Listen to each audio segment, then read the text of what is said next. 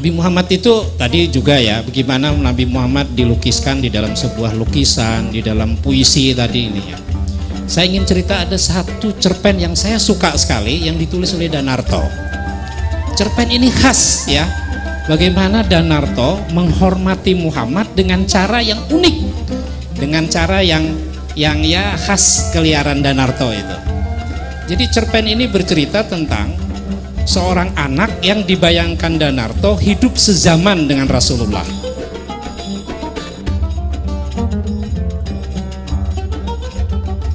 Jadi pilihan sholawat itu banyak, mudawamah, konsistensi. Makanya di setiap pesantren-pesantren itu pasti pilihan-pilihan sholawatnya itu khas.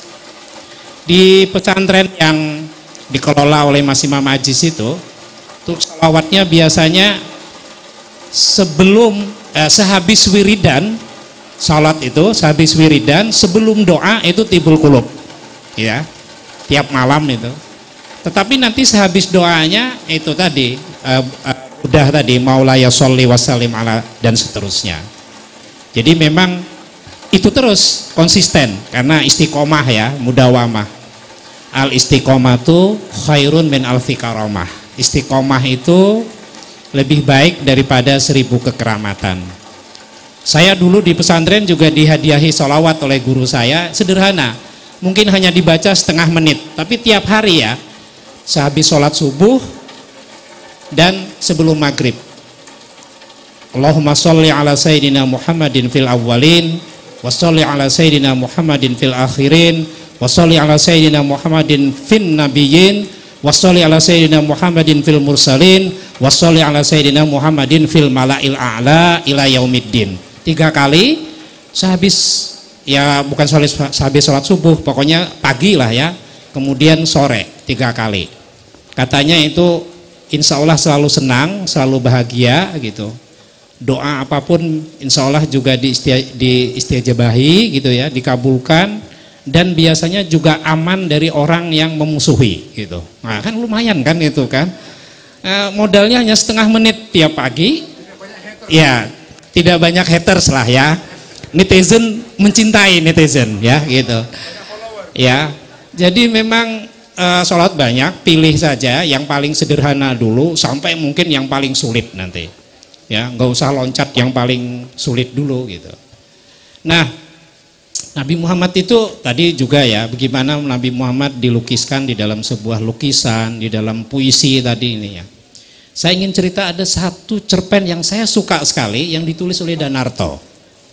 Cerpen ini khas ya, bagaimana Danarto menghormati Muhammad dengan cara yang unik, dengan cara yang ya khas keliaran Danarto itu. Jadi cerpen ini bercerita tentang seorang anak yang dibayangkan Danarto hidup sezaman dengan Rasulullah. Anak itu adalah anak nelayan yang sehari-hari mencari ikan di Laut Merah. Saya nggak tahu Laut Merah memang bisa cari ikan apa enggak ya, tapi itu soal lain gitu. Nah si anak ini kemudian mendapat ikan yang banyak sekali. Dengan inisiatif sendiri, dia datang untuk mempersembahkan ikan itu kepada Rasulullah. Karena katanya Rasulullah ini nggak pernah makan ikan, gitu kan.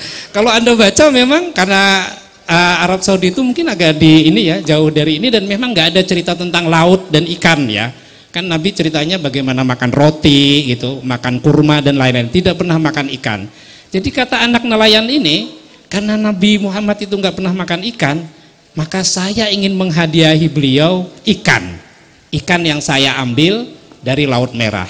Singkat cerita dia melakukan perjalanan yang panjang sampai ke rumah Nabi Muhammad. Ternyata Nabi Muhammad sudah menunggu gitu loh, sudah menunggu. Wah terima kasih sekali kata Nabi Muhammad.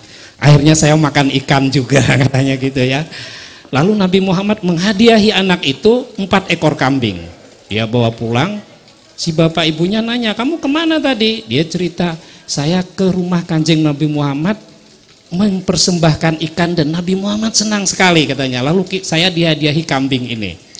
Nah, kambing itu kemudian dia pelihara gitu. Nah kemudian si anak ini mencari ikan lagi. Pada suatu hari meloncat ikan yang besar sekali ke kapalnya. Siapa kamu? Saya ini ikannya besar sekali. Dia kaget, kenapa? Tolong wahai anak muda, persembahkan saya kepada Rasulullah. Kamu kan kemarin mempersembahkan ikan-ikan ke Rasulullah. Saya juga ingin dong dipersembahkan kepada Rasulullah. Oh, nggak bisa, kata anak itu. Waktu saya ke sana kemarin tuh jauh sekali rumah Rasulullah itu. Saya nggak mungkin bawa kamu yang besar sekali seperti ini. Cari orang kaya yang bisa bawa saya. Nggak ada, orang kaya sibuk dengan dunianya katanya. Nggak mungkin bawa kamu. Udah pokoknya cari ada kuda atau apa. Enggak, kuda juga sibuk dengan tuannya gitu. Pokoknya cari yang bisa bawa saya. Pokoknya saya nggak akan turun dari kapal Anda ini kalau kamu nggak berjanji mempersembahkan saya kepada Rasulullah. Hebat ya, Danarto bikin cerita yang unik sekali seperti ini gitu. Kemudian, nah baiklah kalau gitu, siapa yang mau bisa ya gitu. Nah dia ketemu keledai yang kurus kering, yang nggak digunakan karena saking kurus keringnya. Kamu mau nggak membawa ikan ini ke Rasulullah untuk dipersembahkan? Nah mungkin karena itulah kata keledai, saya ini nggak berguna, kurus kering nggak dipakai karena memang ditugaskan untuk membawa ikan besar ini kepada Rasulullah gitu. Nah, karena saya juga ingin bertemu Rasulullah katanya. Singkat cerita, dipersembahkanlah ke sana itu ikan itu. Ini namanya spill ya, nanti kalian baca gitu. Nah, saya kira ini cerita yang cerpen yang unik dan salah satu cerpen tentang Muhammad yang ditulis dalam bahasa Indonesia yang saya pribadi ya paling menarik, karena dengan caranya yang liar, Danarto menghormat kepada Rasulullah gitu. Cerpen ini termuat di dalam kumpulan cerpen Danarto Kaca Piring ya judulnya. Tetapi ini terbit di awal 2000-an dan sulit dicari bukunya. Tetapi kemudian penerbit Basa-Basi menerbitkan ulang kumpulan cerpen ini. Dan yang menarik mengambil cerpen ini sebagai judulnya. Judulnya adalah Ikan-ikan Laut Merah gitu. Ya, ada promosi juga ternyata ya. Tapi gini, saya baca itu di dulu waktu dia nulis di tahun 2000-an awal gitu. Makanya ketika teman-teman Basa-Basi menerbitkan dan memilih cerpen itu sebagai judul buku, saya suka sekali. Karena itulah salah satu cerpen terbaik Danarto ya. Yang dia jarang nulis tentang Nabi Muhammad, ya beda dengan yang lain. Artinya dan ini unik karena tidak langsung misalnya sholawat atau apa, tapi bagaimana ikan laut merah itu ingin dipersembahkan kepada Nabi Muhammad. Yang kata Danarto nggak pernah makan ikan itu. Jadi beli bukunya ya nanti ya, baca cerpen juga biar kalian juga makin mencintai keindahan gitu.